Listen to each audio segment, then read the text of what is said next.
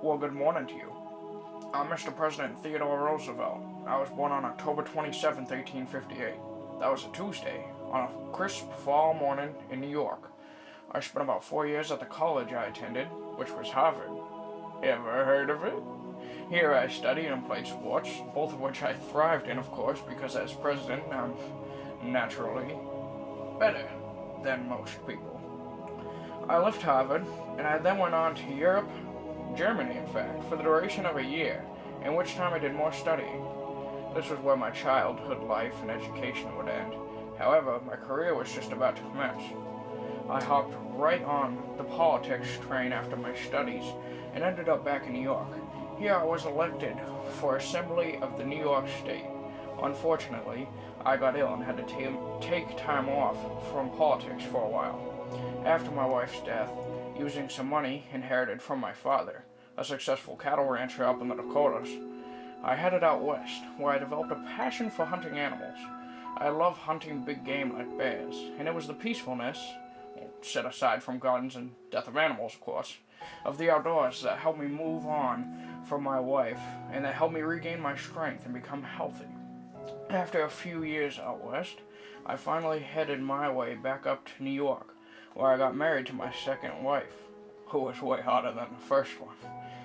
I was elected in 1889 as member of the Civil Service Commission by President Harrison.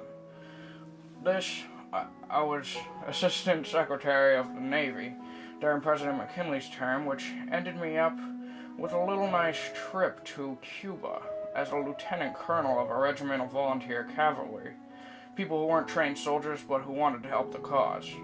We, as a country, came to fight Cuba, and my Rough Riders and I sure helped the cause a great deal. I must boast and say that I reckon we took out half the army ourselves. I added another notch to my political belt when I became the governor of New York in 1898 and served nobly for 2 years. I was going to rerun, but I was elected to run as McKinley's vice president, and so I did such for my fellow Republicans. But less than a year into that term, McKinley was shot dead by some pinhead, and I became President of the United States of America for a full term. Though overwhelmed with it all, I was honored to be in such a noble position.